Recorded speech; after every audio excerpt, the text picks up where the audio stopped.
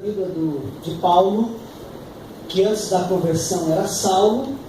Eu quero dizer para você, querido, que nós estamos diante de um exemplo de conversão cristã. Se você tem a intenção de saber como é que funciona isso, quem é que é exemplo na Bíblia de conversão cristã, de mudança radical, você tem que olhar para Paulo, que foi escolhido por Deus como instrumento para abençoar vidas e continua abençoando até os dias de hoje.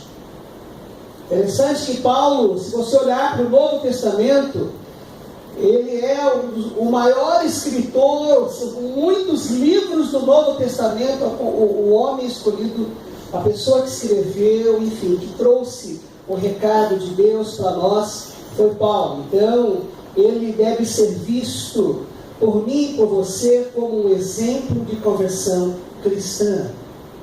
Abra lá sua Bíblia em Atos capítulo 9, dos versículos 1 ao 20. De repente, não precisamos ler todo este texto, mas vamos ler pelo menos aqui no início, meus irmãos. Atos capítulo 9, a começar aí do versículo 1. Se você puder, fique em pé, que tem reverência à palavra de Deus. Olha o que diz a palavra de Deus. Enquanto isso, Saulo não parava de ameaçar de morte os seguidores do Senhor Jesus. Isso é na linguagem de hoje, versão de hoje. Ele foi falar com o grande sacerdote e pediu cartas de apresentação para as sinagogas da cidade de Damasco. Com esses documentos, Saulo poderia prender e levar para Jerusalém os seguidores do caminho do Senhor que moravam ali, todos os homens, tanto os homens como as mulheres. Mas na estrada de Damasco, quando Saulo já estava perto daquela cidade, de repente, uma luz que vinha do céu brilhou em volta dele. Ele caiu no chão e ouviu uma voz que dizia: Saulo, Saulo, por que você me persegue? Versículo 5. Quem é o Senhor? Perguntou ele. A voz respondeu: eu sou Jesus, aquele que você persegue. Mas levante-se, entre na cidade, e ali dirão a você o que deve fazer. Os homens que estavam viajando com Saulo ficaram parados sem poder dizer nada. Eles ouviram a voz, mas não viram ninguém. Saulo se levantou do chão e abriu os olhos, mas não podia ver nada. Então eles o pegaram pela mão e o levaram para Damasco. Ele ficou 3 dias sem poder ver, e durante esses dias não comeu e nem bebeu nada. Em Damasco morava um seguidor de Jesus chamado Ananias. Ele teve uma visão e nela apareceu o Senhor chamando: Ananias. Ele respondeu: aqui estou, Senhor. Versículo 11. E o Senhor lhe disse: apronte-se e vá até a casa de Judas, na rua direita, e procure um homem chamado Saulo, da cidade de Tarso. Ele está orando. E teve uma visão. Nela apareceu um homem chamado Ananias, que entrou e pôs as mãos sobre ele, a fim de que ele pudesse ver de novo. Versículo 13 ainda, meus irmãos. Ananias respondeu: Senhor, muita gente tem me falado a respeito deste homem, e de todas as maldades que ele fez em Jerusalém, com os que creem no Senhor.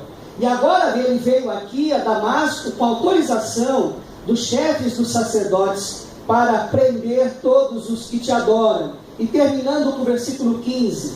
Mas o Senhor disse a Ananias: vá, pois eu escolhi esse homem para trabalhar para mim, a fim de que ele anuncie o meu nome aos judeus, aos reis e ao povo de Israel.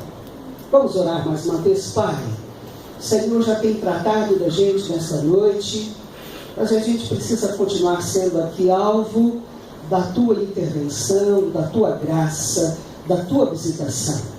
Estamos olhando aqui um pouco para a vida de Saulo, que depois passou a ser chamado Paulo, que deve ser percebido ou visto por cada um de nós como um exemplo de conversão cristã. Que possamos comparar essa conversão que ocorreu na vida dele a conversão que ocorreu na nossa. Tenha misericórdia de nós, em nome de Jesus. Amém. Assentai-nos. O que nós sabemos a respeito de Paulo, meus irmãos? Ele era da tribo de Benjamim. E ele era também membro zeloso do partido dos fariseus. Ele nasceu em Tarso como cidadão romano. E nós temos ciência também que este homem foi instruído pelo rabino Gamaliel. E no texto em que acabamos de ler, somos informados que ele recebeu uma autorização oficial para conduzir, ou para conduzir a perseguição aos cristãos. E ele foi morto nas mãos de Nero em 67 depois de Cristo. Quando eu olho, meus irmãos, para a vida de Paulo, uma das coisas que me vem à mente é esta: conversão é o tratamento de Deus para a vida humana.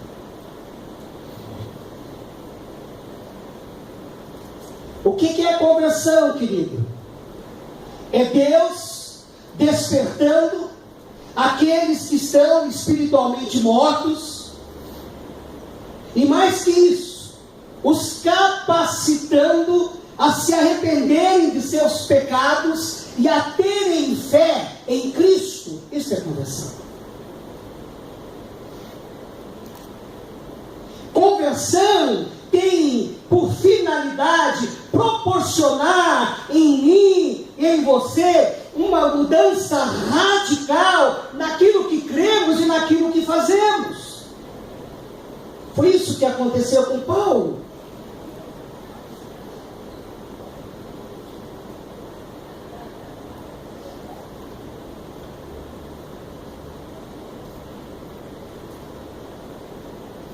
Para a gente entender um pouquinho, meus irmãos, esse momento na vida de Paulo, se faz necessário a gente levar em consideração o que motivou a conversão de Paulo.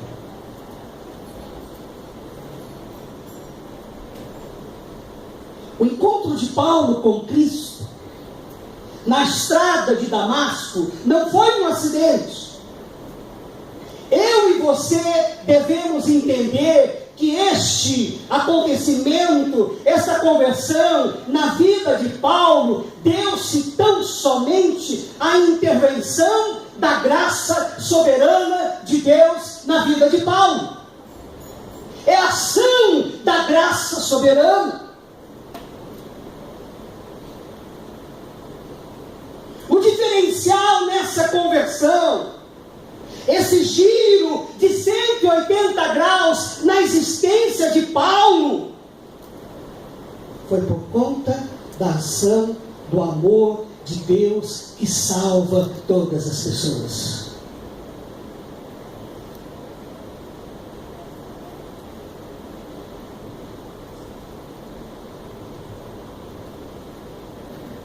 Em que circunstâncias essa conversão se deu, queridos?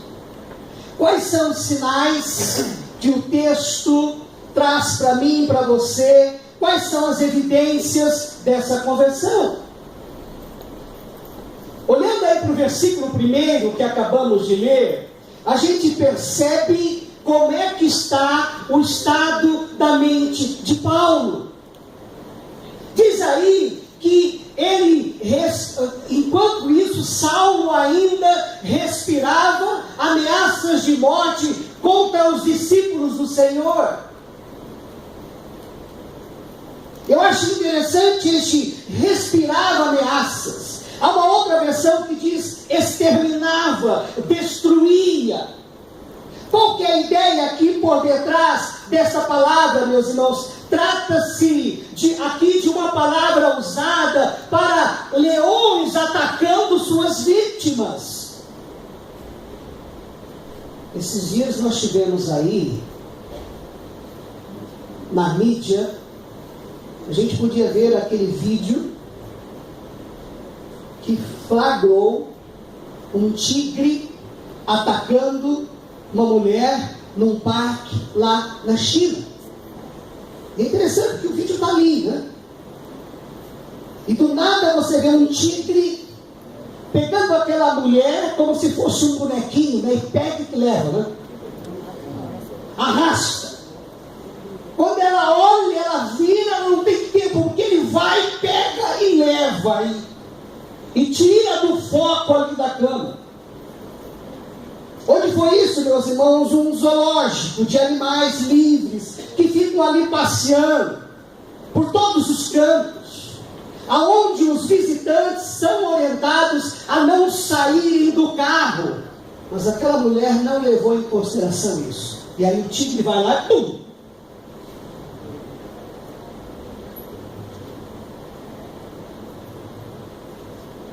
O que se percebe aqui, meus irmãos, é que você está diante de um homem obcecado, perturbado, sem discernimento, desfrutando de uma terrível crise mental.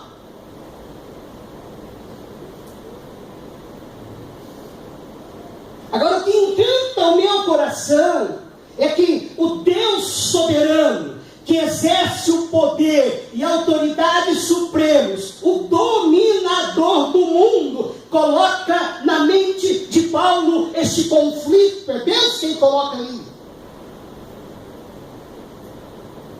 É por isso que o estado da mente de Paulo está desse jeito, como acabamos de descrever.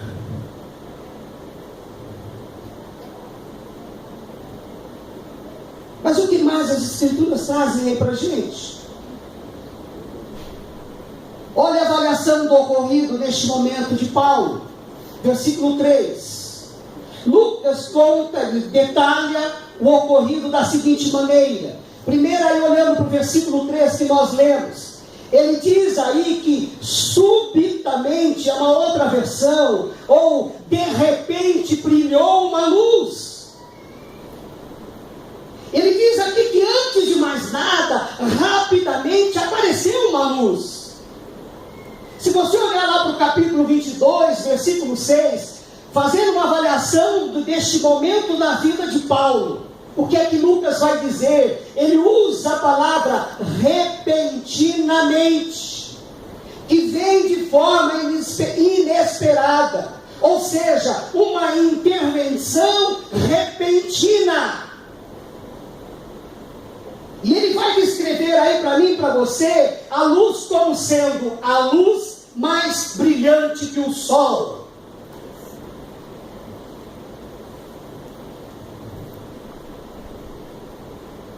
E ele mostra aqui, meus irmãos, o brilho da revelação, da manifestação do Deus soberano que exerce todo o poder.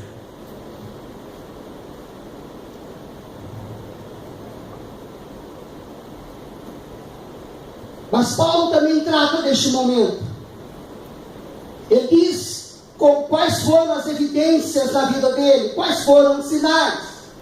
No primeiro momento, ele escrevendo à igreja de Filipos, no capítulo 3, versículo 2, ele diz assim: fui alcançado, fui atingido por aquele quem eu perseguia. Eu fui atingido, tocado por Deus.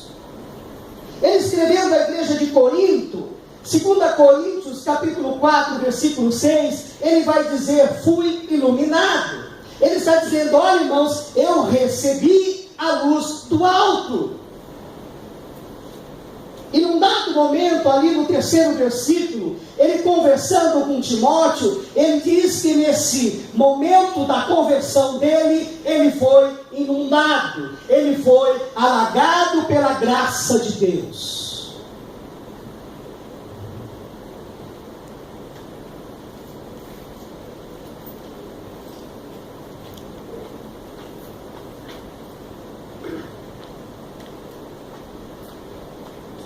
Meus irmãos, quais são as particularidades da conversão de Paulo?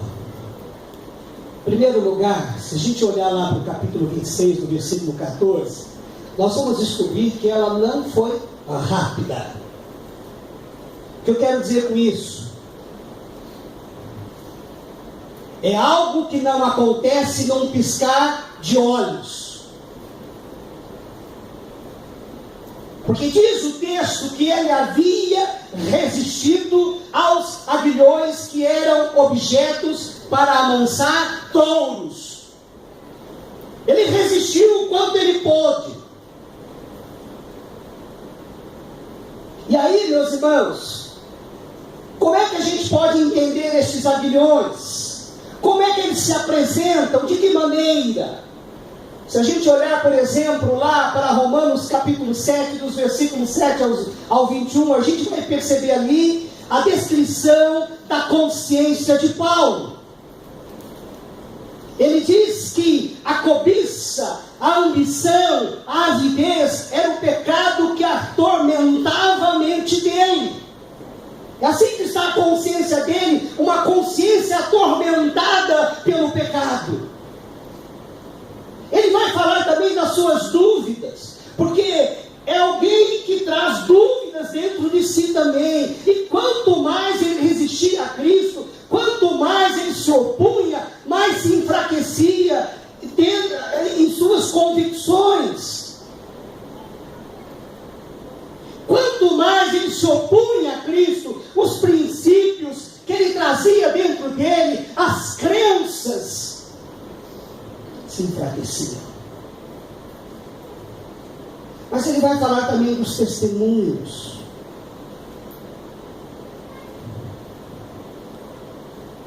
Meus irmãos, quando Paulo ouviu a maravilhosa mensagem pregada por Estevão,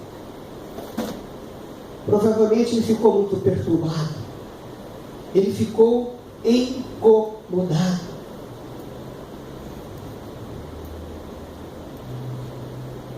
Eu não sei se você sabe, mas há documentos extra-bíblicos. Há informações que nós não conseguimos encontrar na Bíblia, mas que estão aí registrados na história, que diz o seguinte: que Paulo e Barnabé eram amigos.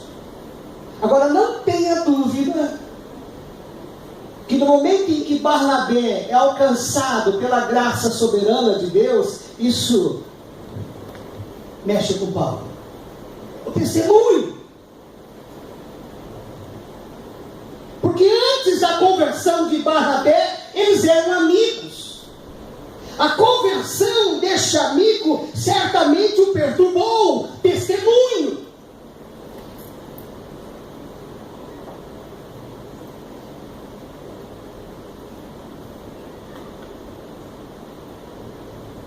O que mais nós podemos dizer aqui, meus irmãos? Essa conversão, ela não foi coagida. Não foi obrigada. Não foi forçada. A resposta dele a Jesus foi racional. Ele faz uso da razão. Ele faz uso do ponderar, do compreender. E é uma resposta livre, sem pressão, sem obrigação. Ela não foi coagida.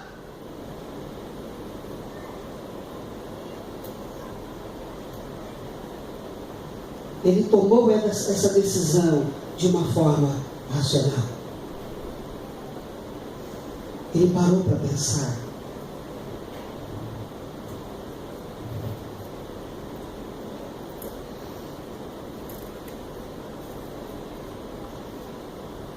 Se não, vejam, meus irmãos,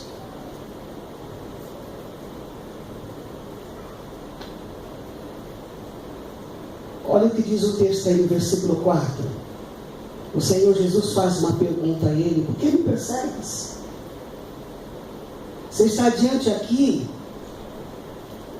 de um convite ao meditar, ao pensar, à reflexão.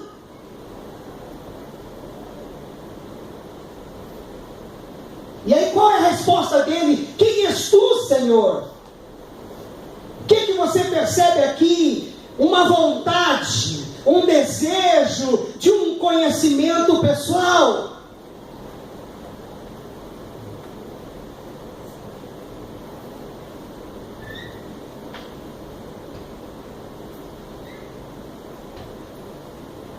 E você descobre aqui também, olhando para Atos capítulo 22, versículos 10, essa submissão racional, porque ele diz: que devo fazer, Senhor? É a pergunta de alguém pronto a se submeter. É a indagação de alguém pronto a se deixar ser conduzido. É uma submissão racional. E você também descobre aqui, neste diálogo de Paulo com o Senhor, ali no momento em que ele está sendo visitado pela graça de Deus, este desejo de um engajamento consciente.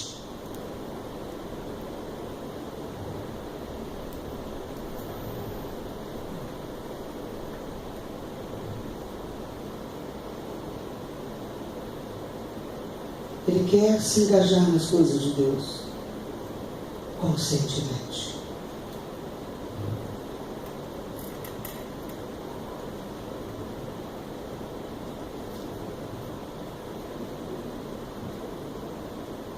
Se você olhar para os versículos 11 e 12, você vai descobrir também os resultados. Quais foram os resultados da conversão de Paulo? Ele passa a ter uma nova relação com Deus. Porque, meus irmãos, antes deste momento, deste encontro do Senhor com Paulo, ele só conhecia o Deus religioso. Agora não, ele conhece o Deus presente, que se manifesta a nós. E ele deseja se relacionar com este Deus. Ele almeja. E como é que ele vai fazer isso, meus irmãos? Por meio da oração e por meio da comunhão. A pergunta que nós precisamos fazer nesta noite, uma das, é: quais são os inimigos da oração e da comunhão? Porque Paulo, ele deseja essa nova relação com Deus, e ele se dá conta que isso só é possível por meio da oração e por meio da comunhão. Quais são os inimigos da oração, meus irmãos? Quais são os inimigos da comunhão?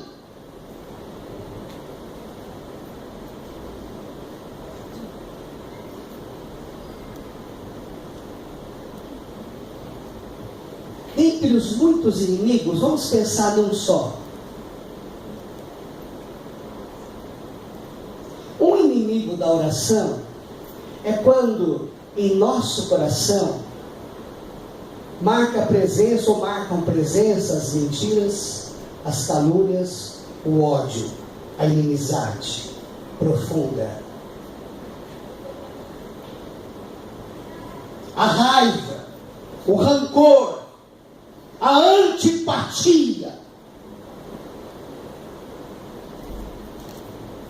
E quando eu trago dentro do meu coração, por exemplo, o ódio, a inimizade, quando eu não consigo sentar do lado do meu irmão. Aliás, domingo passado nós tivemos aqui, se eu não me engano, foi o maestro Cunha, que num dado momento lá da igreja, ele desenvolvendo o ministério na igreja em que ele estava como um dos pastores, ele resolve fazer uma reformulação nos vários grupos de irmãos que cantavam, conduziam a igreja na hora do louvor, e ele quer reduzir esses grupos, e aí ele chega para o irmão e diz assim: olha, eu vou colocar você para cantar com aquele irmão. Qual foi a informação que o maestro Cunha trouxe para nós? Esse aí eu não toco. Com esse daí eu não toco. Com esse daí eu não canto. Com esse daí eu não sento ao lado. O que é isso? É inimizade.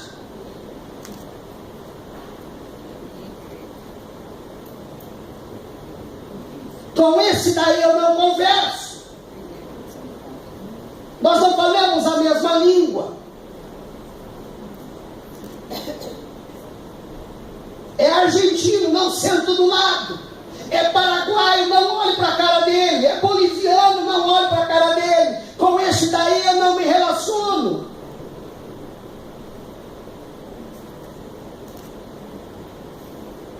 Meus irmãos, nós queremos ganhar o Bom Retiro para Jesus.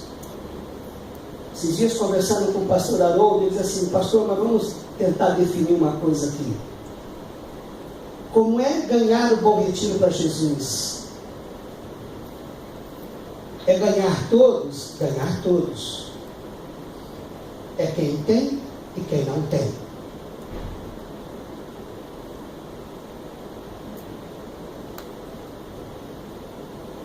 Eu me lembro que lá, a última igreja que eu pastorei antes daqui, minha esposa está aqui, minha sogra está aqui, que não me deixa mentir. Nós começamos a desenvolver um trabalho evangelístico, pastor Haroldo, e começamos a invadir uma favela e trazer essas crianças para a igreja. O líder de louvor da igreja me procurou e disse o seguinte: pastor, eu não quero que os meus filhos brinquem com essas crianças. Nós estamos mal, meus irmãos. Eu vou dizer uma coisa para você: isso é inimizade. Deus não aceita uma coisa dessa. E eu trazendo essa inimizade, essa indisposição dentro do meu coração, eu posso até orar, mas a minha oração é uma afronta a Deus. Ele não aceita. Porque Ele morreu pelo que tem e pelo que não tem. Ele morreu por aquele que mora nos jardins, mas Ele morreu por aquele que mora na favela. E tanto o que mora nos jardins como o que mora na favela irão para o céu. Então não pode haver isso. E o inimigo da comunhão? Meus irmãos, devemos entender o seguinte: a comunhão não é algo automático na nossa vida, não. Não é algo que acontece do nada. É por isso que a Bíblia vai trazer vários mandamentos para que a gente se relacione um com o outro. Então, Paulo, ele passa a entender que quem é da igreja de Deus precisa priorizar a comunhão. E o inimigo da comunhão é a queixa. É o queixoso. É o machucadinho. Fui ofendido. Passaram por cima de mim. Me desrespeitaram. É o queixoso, que é próprio de motivos de tristeza, insatisfação contra o irmão. E pode-se ter razão ou não, mas a queixa separa as pessoas, interfere na comunhão.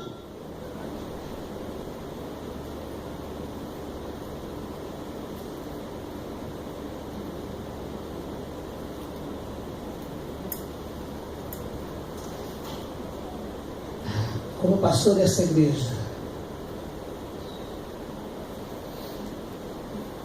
uma das razões pelas quais eu vou dar muita glória a Deus é o dia que eu perceber que nos corredores da nossa igreja não há mais a queixa. Não haverá mais o queixoso. Meu irmão, como é que a gente lida com a queixa? Se queixando? Não. Primeiro caminho: procura a pessoa que acha que te ofendeu e acerte com ela.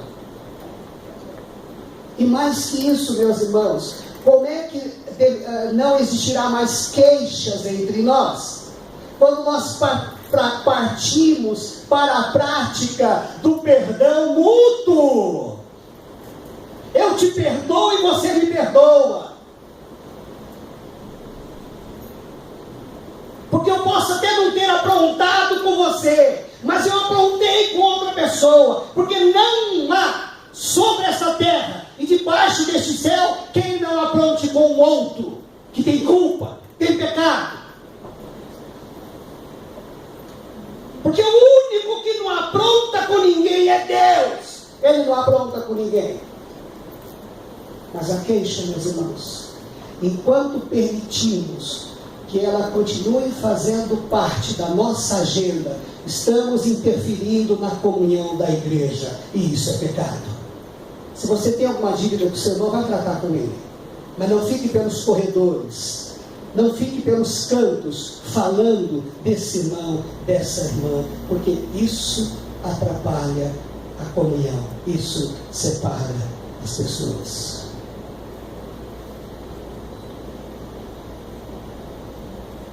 Qual o resultado da conversão de Paulo? Ele quer ter um novo relacionamento com a igreja. Ele se percebe diante de irmãos, a irmandade, versículo 19. E ele sabe que não tem gente fácil ali. Porque nós não somos fáceis, meus irmãos. Nós deixamos a desejar em dados momentos da nossa caminhada. Mas nós fazemos parte da igreja de Deus. E eu quero me relacionar com essa igreja. Por mais que se fale mal da igreja nos dias de hoje, mas ela continua sendo alvo da graça e da misericórdia de Deus. Eu tenho aqui irmãos que não se pareçam comigo, que não se parecem comigo, mas são meus irmãos, pelos quais o Senhor Jesus Cristo também morreu. E eu quero me relacionar com essa igreja. Eu não abro mão deste relacionamento. Resultados da conversão de Paulo, ele se vê diante de uma nova responsabilidade frente ao mundo. Ele quer testemunhar, ele quer falar do amor de Deus às pessoas. Meus irmãos, não se aceita, ou não deve se aceitar à luz das Escrituras, gente caminhando com a gente a partir do pastor Luiz se dizendo convertida e não levando em consideração essa nova responsabilidade para com o mundo, o testemunho. Nós só vamos alcançar as pessoas que Deus deseja alcançar por meio do Evangelho, estando lá, testemunhando, buscando, falando, orando, se envolvendo com essas pessoas, saindo daqui de dentro.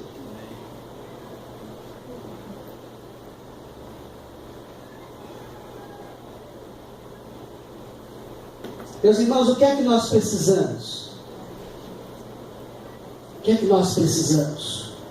Porque veja, eu entendo e você também deve entender que como Paulo, tanto eu como você também somos objetos da graça soberana de Deus. Tanto eu como você. E eu também creio que Deus quer se manifestar a nós. E para que a nossa conversão se aprofunde, nós precisamos de mais conhecimento pessoal de Jesus. Nós precisamos, meus irmãos, de mais EBD. Nós precisamos de mais discipulado. Nós precisamos de todos os meios buscar ter mais conhecimento pessoal de Jesus. É muito pouco, meus irmãos, nós vimos apenas uma vez por semana a igreja. A gente vem de domingo, mas não vê a hora do culto acabar para a gente correr e fazer outras coisas. Mas para que esta conversão que já ocorreu na nossa vida, para que ela se aprofunde, nós precisamos sim de mais conhecimento pessoal de Jesus. Mas precisamos também, meus irmãos, de uma submissão, como diz ali, racional.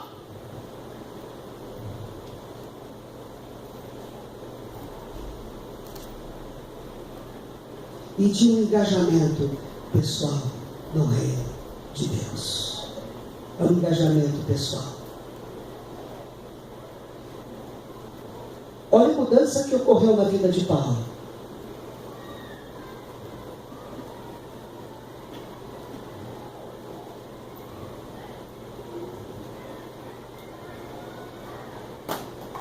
essa mudança precisa ocorrer na minha e na sua vida. Que Deus tenha misericórdia da gente, que Ele trate da gente, e que Ele...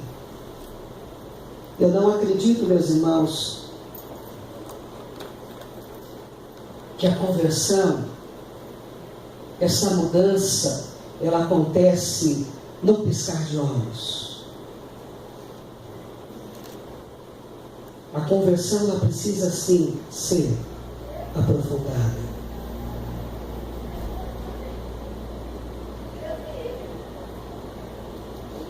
Não deixe de priorizar isso na sua vida. Se permita conhecer mais a Jesus.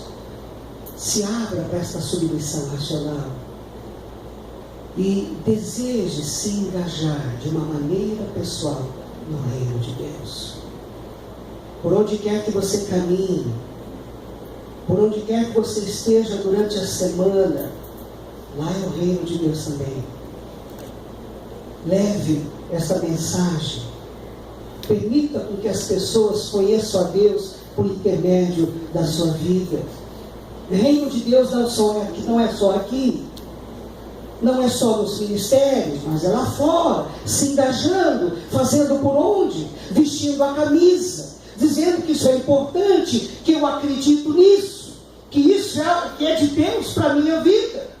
Nós precisamos disso, meus irmãos.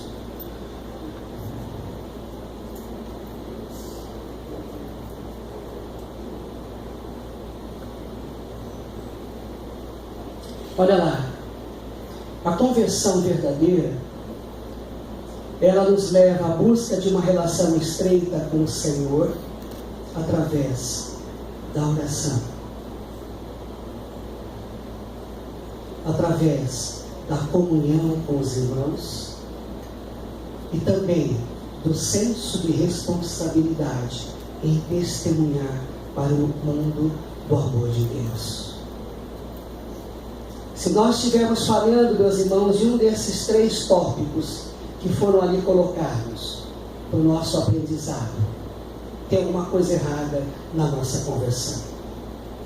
Nós temos que repensar, porque, queridos, eu preciso me relacionar com o meu Salvador por meio da oração. Quanto tempo nós temos gastado na oração? Eu preciso priorizar a comunhão com os meus irmãos, ainda que eles pisem na bola, ainda que eu pise na bola, mas eu preciso priorizar isso. Mas eu preciso também olhar para o mundo e perceber que aquilo que aconteceu na vida de Paulo precisa acontecer na minha vida. Eu preciso testemunhar para o mundo que Deus o ama e que Deus, por intermédio de Jesus, quer salvá-los, quer abençoá-los.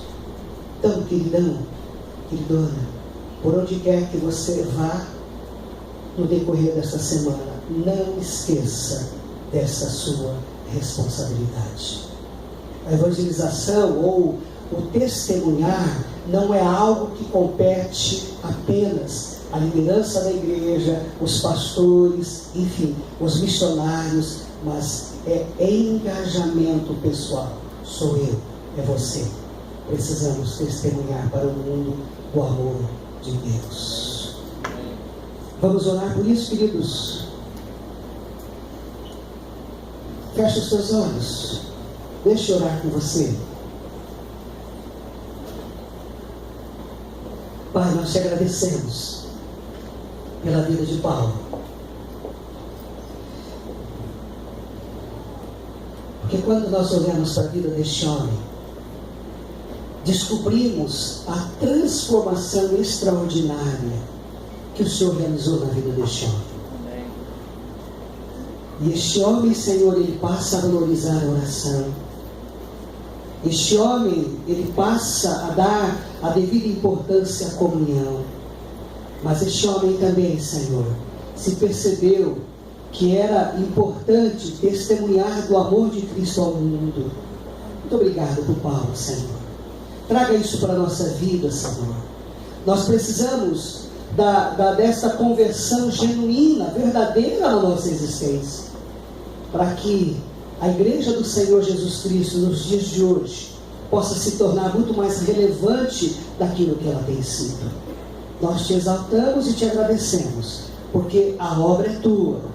Nós te exaltamos e te glorificamos, porque independentemente da nossa postura, vidas continuarão sendo salvas. Porque aquilo que o Senhor fez na vida de Paulo, o Senhor continua fazendo nos dias de hoje. Traga-nos, ó Deus, para este engajamento, de tal maneira que a gente possa ser como o irmão Paulo. E muitas coisas tremendas de Deus possam acontecer e ocorrer entre nós. Obrigado a Deus por este momento. Continue nos abençoando nas demais horas desta noite, em nome de Jesus. Amém. Vamos cantar? Queridos, vamos nos colocar de pé só um momentinho. Vocês aproveitam aí para dar uma esticada. Essa canção que nós iremos cantar, ela está quase que na íntegra na Bíblia, no Evangelho de João, capítulo 14. Não são palavras minhas, são palavras de Jesus, ok?